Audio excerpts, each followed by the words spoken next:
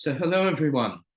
So since today's guest hails from Australia, and since he's studied Chinese, and since he has some English schools, English teaching schools, I thought it would be appropriate to have a blooper from China, which is very simply a sign in both Chinese and English on a Shanghai construction site.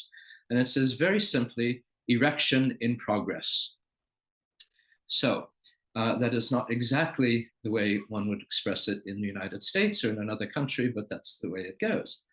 So today's guest is Andrew Weiler, the owner of English Confidence Unlocked, a school based in Melbourne, Australia. He initially trained as an economist, but ended up in the area of English language teaching. Andrew, who himself is an immigrant from Hungary, learned a number of languages, including Chinese and Spanish, as a way to understand the teaching of English. And he's also taught Indonesian. He has worked in Hungary, Japan, and Cambodia, training English language teachers. He now predominantly works with immigrants who feel that their English, while at times proficient, is still holding them back in their business opportunities, their career opportunities. Since COVID, he's been working with clients online, and they mainly still come from Australia, and some reside in Southeast Asia. His unique approach, built and tested over 40 years of research and practice, helps even those students who have tried everything and still feel stuck. So welcome, Andrew. Delighted that you're with us. Great to be here, Philip. Thanks for inviting me. It's an honor to be here. I'm looking forward to the chat we're going to have and see what we can drag up from our past and experiences. So how did you go from economics to teaching English? It's quite a jump. Well, yes, it certainly was. I was surprised by it too, I must admit, at the time. Well, I left economics. I actually went into economics because my schooling was a bit fractured. My father was actually a dentist, so he passed away quite early, and so my mother wanted me to go on and become a doctor, or a dentist, following his footsteps. But I was never had any strengths in that area, so I ended up doing that and doing abysmally. And in those years, you either went into science or the other side, which was basically histories and economics and such, and accounting. So I ended up moving over to that stream, and economics I did quite well. Ended up doing a degree at Monash University, at the end of which I decided I really wasn't cut out for working in an office, which is where economists usually work. Right. And so ended up traveling for a while and came back and looking around for an opportunity. And a friend of mine suggested, why not go into language teaching, English language teaching, in fact. And so I said, well, I'm not really qualified. He said, oh, it doesn't matter. You're a migrant background and speak another language, which I, of course, did, being Hungarian extraction. So I applied, and lo and behold, they let me in, and haven't looked back since. And I think part of it was due to the fact that very early on, because a lot of us didn't have training. In fact, the organisation I work for, Adult Migrant Education Services, which was an Australian-wide government-run organisation service, they put us through a lot of different kinds of training as part of our induction, and also as part of our ongoing training as being English language teachers there. And I was exposed very early on to a really inspirational way of teaching. And I think that more than anything else kept me there, and has kept me sort of nourished, as it were, right through the years, because it sort of aligned with my own views of personal development and of life. And I could express, I could actually grow myself as a teacher and as a person through the practice of it. So I think that's the reason why I stayed in there and didn't actually end up going back into economics or that field of, of business, as it were. It's fascinating. And I presume you found it very fulfilling. Very much so, very much so. I looked forward to it all the time. And really, in the time I went through enormous sort of growth, because in fact, starting from no, sort of formal English language training, English teaching, or sort of English training, even at schools in those days, grammar really wasn't taught as such.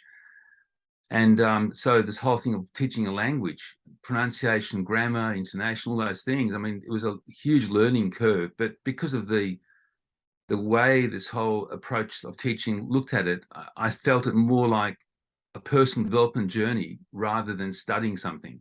Mm. And so I grew enormously in those few years. And in fact, just to give you an idea of what transpired in the first few years, by the third year I'd been teaching English, Melbourne University, in fact, approached me and headhunted me to teach on the first English language training course for overseas qualified doctors.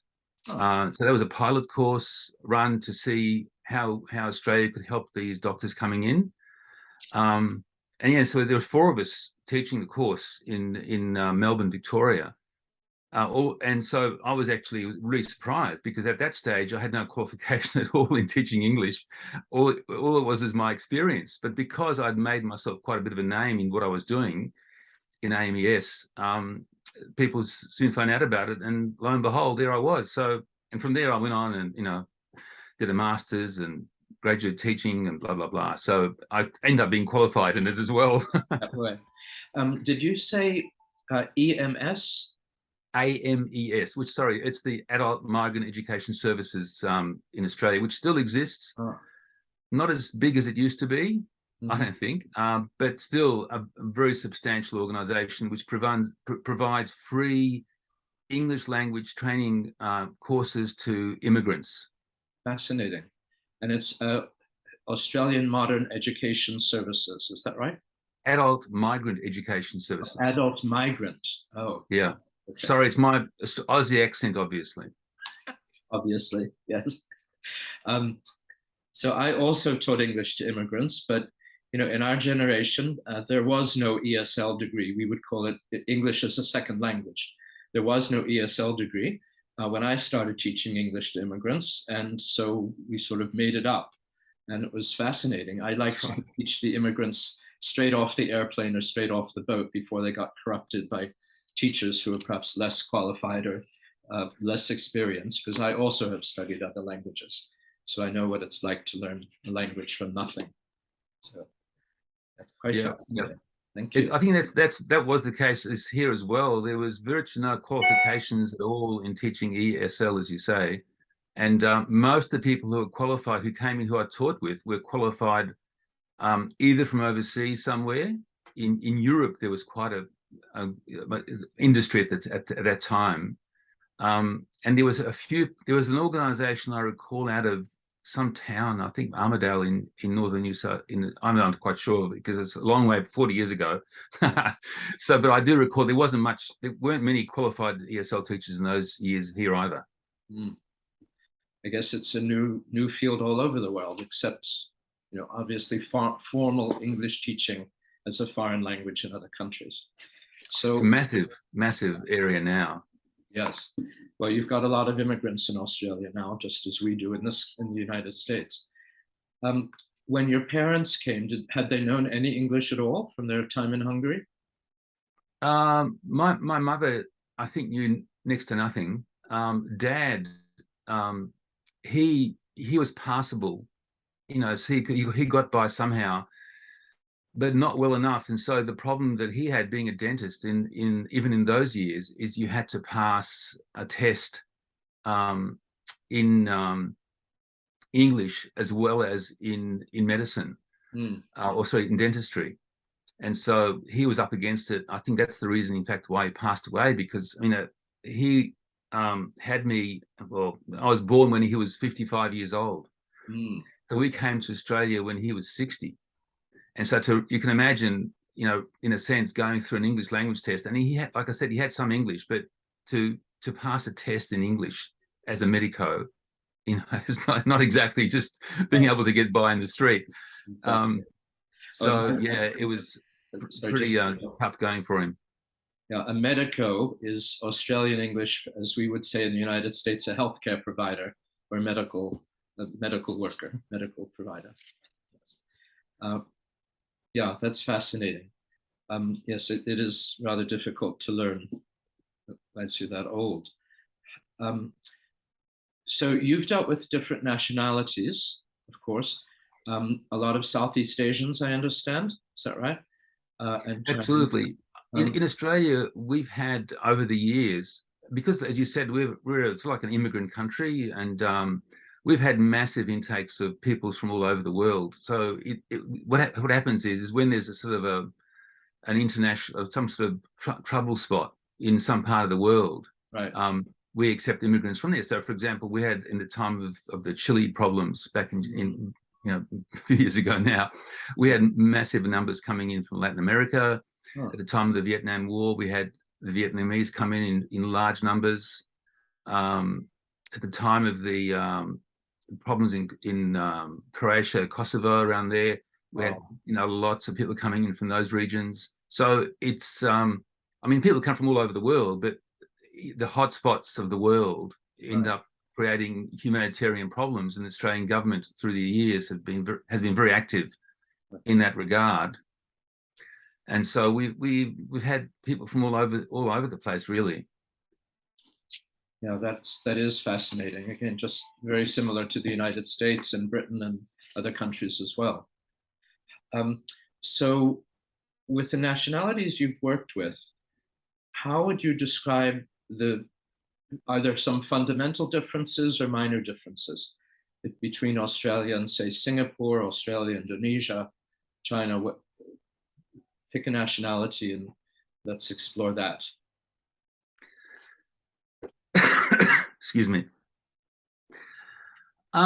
It's there are culturally, there are, of course, differences across cultures. At times, I feel reticent to get involved in stereotyping, but we have to. In other words, it's useful to do it in another way, because sometimes, I found over the years, just as a way of getting into the discussion, the question you asked me, sometimes, I can find, having taught classes of people from, all over the world virtually, that I can at times find more similarities with people from some countries than people from even Australia. Right, from my neighbors, because there are more commonalities that hold people together than separate them at times, even across cultures, because we're all human. We've got fundamental human experiences, and so in that space, there's a lot of commonness that we have experience. Mm-hmm. So back to your question, probably the culture that I have found the most distinctive in terms of having to deal with and in a sense at times even struggle with is the Japanese culture. Oh. From Japan, I've worked there for a time, and I've worked with a lot of people from Japan here as well. We've had a lot of Japanese come to Australia. Because of their, again, stereotyping, and I'm very careful about it, but nevertheless, I've seen evidence of it. I'll give you an example. I guess it's the best way to bring it, to sort of introduce it. Some years back, I ended up teaching a bunch of Japanese law graduates. So these people had been involved in university studying law, just about to graduate, and they came out to Australia as a bunch of law graduates to study English. Mm-hmm.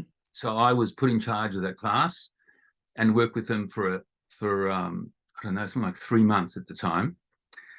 And that I found the most difficult teaching experience I think I've ever had. And not because they were difficult students, but because, they were so reticent to get involved, to answer questions, to initiate, to do anything. Like in a language class, you want people to talk to you, to talk to each other, and to ask questions, and you want all that happening. Yes.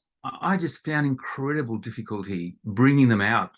Part of the thing in the Japanese culture is this thing about losing face. You don't want to lose face. You really don't want to lose face. It's so important in that culture, and that you've got to have a sort of a certain demeanor, and especially as a lawyer, I suspect it's even more so important. You have to have a certain stature, a certain way of being, and a certain respect amongst your peers. And when you're learning a language, you're inevitably going to make mistakes. bloopers, problems, sound like a bit of an idiot at times, but that's all part of learning something new. You're going to fall, like when you're riding a bike, you're going to fall over. You cannot learn to ride a bike without falling over. Well, I've never seen it anyway. And it's like that with English. You have to make mistakes. And so I think as in this whole thing of having to sort of maintain face, making mistakes is something that's frowned upon, and you want to avoid, because as soon as you make a mistake, you're going to be looked down upon. That's the perception, right, as I see it anyway. So, by the end of end of a session, I was able to somehow start things moving along, and I started things, okay, we're moving along here, so tomorrow should be a little bit easier. Tomorrow came, back to square one. Yeah, it was extraordinary. And for the whole 3 months, it felt like every day it was like Groundhog Day. It was just like, give us a break. What are you doing to me? Well, if you would ask a question like, what is your name? I presume the people would answer that way, right? That's right. Direct questions were fine. But the problem is, in learning language, you have to go beyond this question and answer scenario. Right. You have to start to implement. You have to start to use the language and make mistakes and put it into context and talk to your neighbor and language. I mean, I don't know. Let's get this straight. Language teaching is not about imparting knowledge, right? It's not about that. Language learning is about learning a skill. And learning a skill, you have to use it. You cannot be studying it. And that's I think that's the thing maybe they expected, is they're going to study English. Well, in my classes, you don't study. You're actually using it all the time. Yes. And they found that very difficult. And it kept on going back to this whole thing of say nothing, do nothing. Just to make sure I don't make a mistake. Right. So that was a pretty so just back to your question, that's a huge sort of difference in terms of approaching life and your own talking to people. Very, very much different to the experiences in many other cultures. And having taught people from right across Asia, I think the Japanese culture, and no affront to them, is probably the one that's the strongest in that way. I mean, Koreans are very close in many ways, and so are other cultures in the East, but none of them, I've never felt that kind of really severe sort of wall there that I had to keep working to get past. Now, having said that, it was like more than sort of 25 years ago, and things have changed a lot. And I think things are moving there as well, from what I understand, and how I've taught Japanese students more and clients more recently. But still, there's a very that cultural overlay is still there. Excuse me, I'll have a bit of a sip of water. That's very interesting. When the Japanese learn English, and it's the same in most parts of the world, I think, one learns spelling, reading, writing, grammar, and so forth, and not so much speaking. Now, there's some speaking, and especially in high school and college classes and so forth, but not as much. And depending on the age of the Japanese, they have special schools called eikaiwa, which are English conversation schools. So what one learns in primary, in public school, that's English for the test, because you've got to pass the English exams to get your degree. And of course, that's reading, writing, and grammar, and understanding reading and writing. But speaking is something that they were not trained in traditionally. Absolutely. So that that became a separate skill. And I taught English in Japan also, and I didn't find the same reticence, but it was also because I was teaching in an eikaiwa, which was deliberately an English conversation class. So people put themselves there voluntarily, which is different, I think. Well, that's right. That's right. This cohort was very different. I mean, legal lawyers who had their eyes set on practicing law in Japan. Right. And as you say, they didn't want to look bad publicly. No, no, it's frown. I mean, yeah, look, it's right. When I was in Japan, it was. I mean, there, as you say, it's all variant, but there is that definite sign, and this whole thing of keeping yourself looking good, put it that way, and make sure no sort of your petticoat doesn't show, as it were.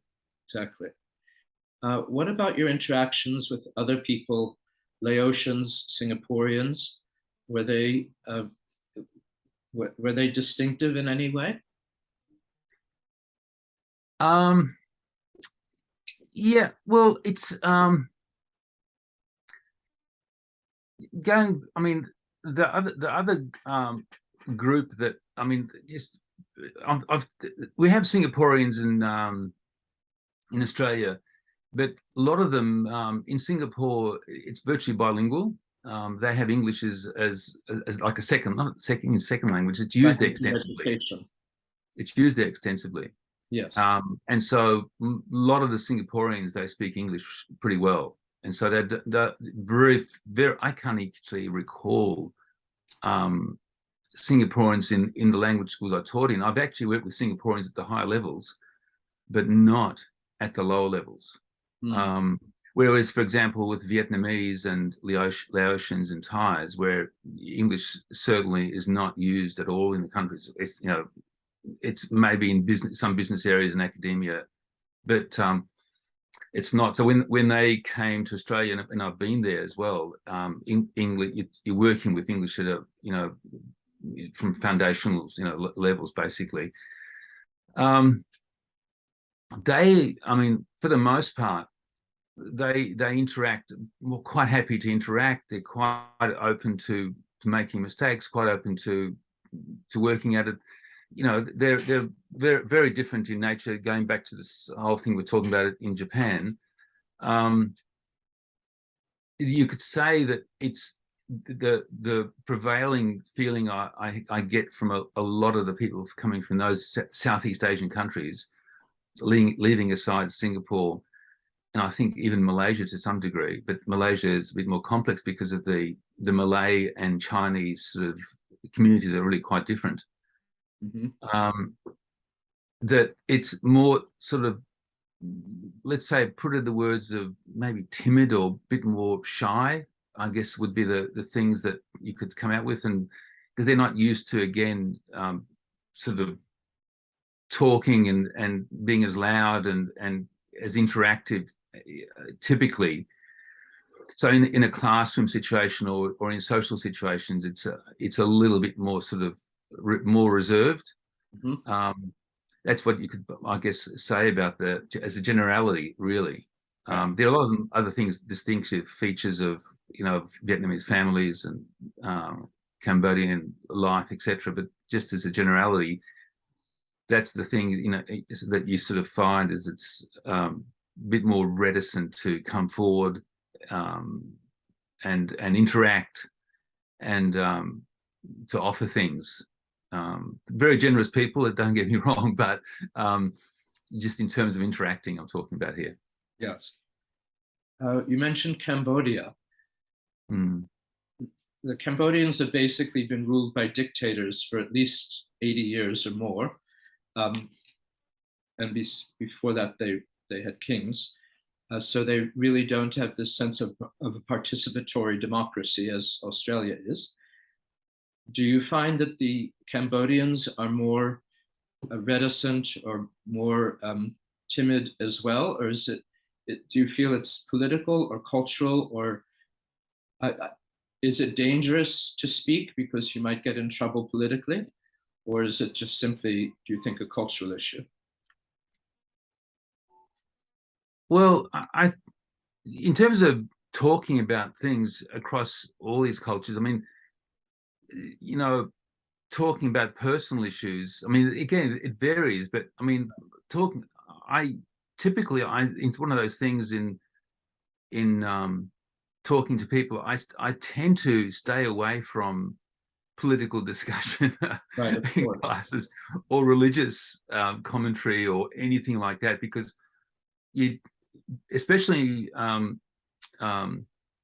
where you have different people from different cultures in the same class and different religions and different politics, you don't want to get involved in you don't want them to have any kind of intense discussion, because it detracts from working on your speaking, because when you're trying to work on your skills, yes, you don't want to get distracted by emotional overlays, of course. and that's at times that can happen.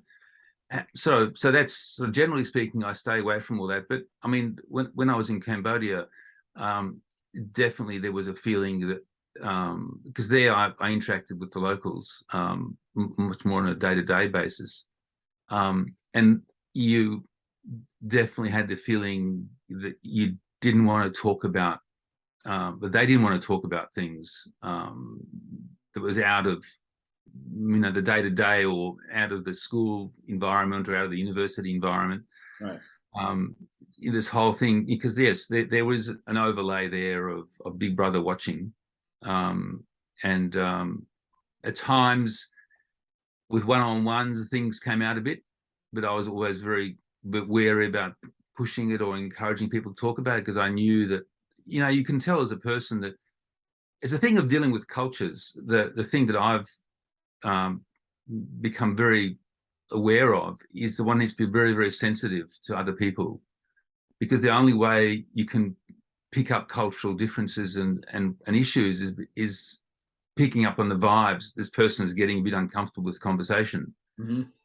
And so typically I sort of then steer away somewhere else, because, you know, when you're getting into that kind of uncomfortable region of conversation, you know there's something going on. Now, whether it's a personal issue or whether it's a cultural or political or societal, you know, over time you get a sense of what's going on. But with an individual level, it's that's the best way I've found of retaining open communication, is remaining sensitive to who I'm talking to, and respecting the fact that this person, for whatever reason, is uncomfortable to go into this area. Yeah, that makes a lot of sense. Did you find that, I can give you an example from China and Japan and Korea, but did you find that if you ask a direct question and the people did not want to say no, you know, would you like to go to this restaurant tonight? I mean, that may be too simple, but how do you feel? Do you feel that your children have been well educated, or something like that? That sort of gets political, but it also gets, you know, cultural in a way. Yep. So if there's an uncomfortable answer where they would want to say no, do you find that they do say no directly, or do they avoid saying no and say it in other ways? Yes, that's a good question. Yes, this thing of putting people on the spot, as it were, and to try to get a yes or a no out of them, it's something, again, I think it's to do with it's something to do with this thing of being confronted in a way, and this whole yes and no, whether it's a yes or a no, people feel more that you're right. People feel more comfortable in saying yes in some way, and at times you get a yes, and in fact it might not be a yes at all. The yes might mean, yes, I understand your question, but in fact it doesn't actually mean, yes, I agree with you. Whereas in our culture, a yes is definitely yes, I agree with you, or no, I know I don't, whatever the question may be. Right. Whereas a lot of the time, those kind of questions I actually learned to avoid, because I wasn't sure what that yes or the no meant. It's sort of very, very different kind of response to that question. So just to give you an example of that, so when we were training these doctors back in that course I was telling you about earlier,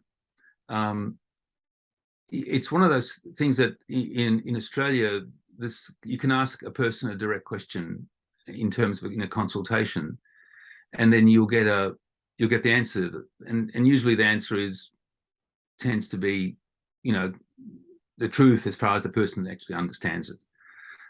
Whereas if you're asking somebody from a different culture, and here in Australia we do have people from, as we were talking about before, many different cultures. So a doctor here has to understand that asking a person a question like, are you feeling, how sick do you feel, or that's a better question. Do you have pain in a certain part of your body? That's right, or something like that. Or for example, no, maybe a better question might be: look, the doctor explains to you, well, you got this and this and this and this question. You've got this and this issue, and you've got this and this problem, and this is what you have to do. Do you understand what I'm saying?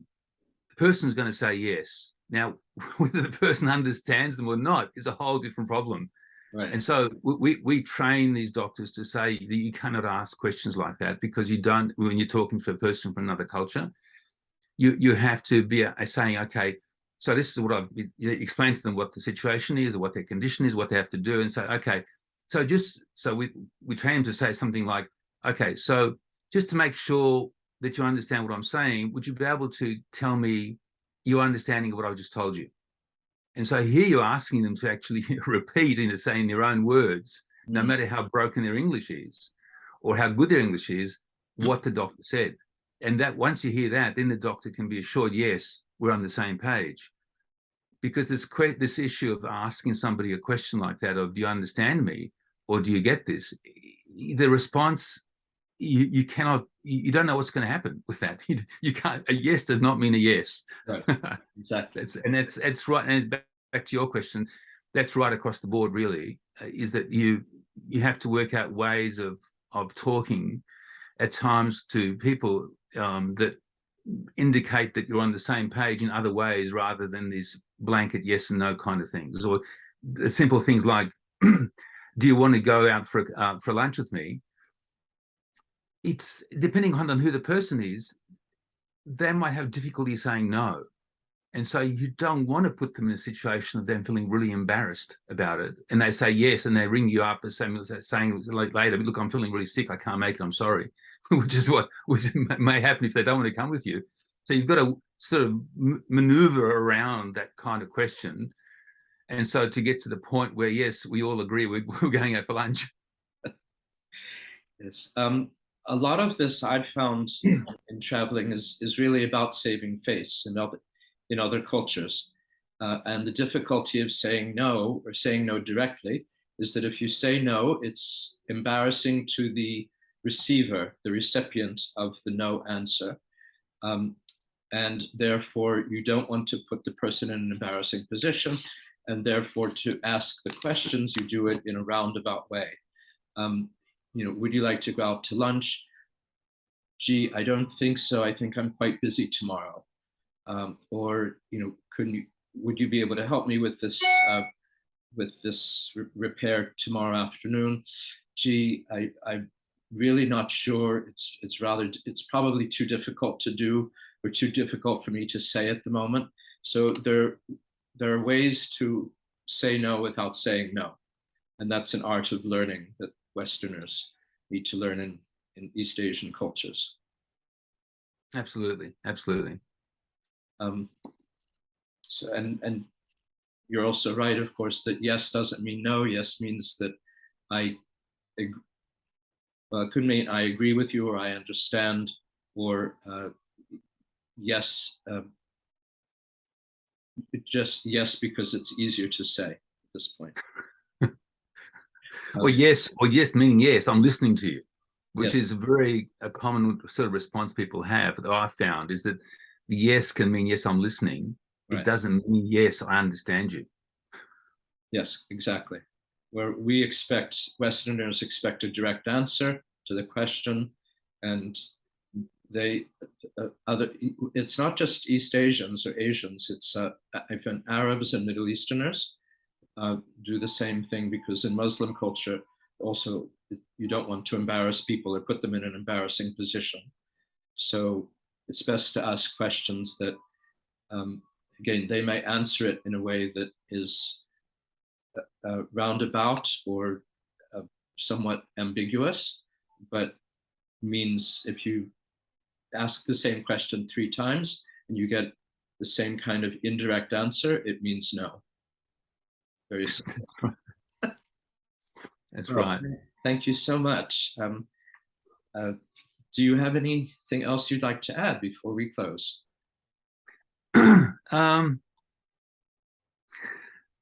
Just thinking about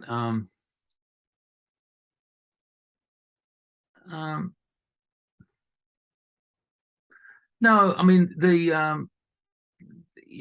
well, I guess what I could say that back to something I was saying before is that the whole issue of stereotyping is something that people fall into a lot of the time, and not just across cultures but also within cultures. Yeah. So you can talk about, for example, whatever a working class person may be, or whether a successful rich person may be, or a billionaire may be, or what a Chinese person may be. It's easy to fall into stereotyping, and we all do it.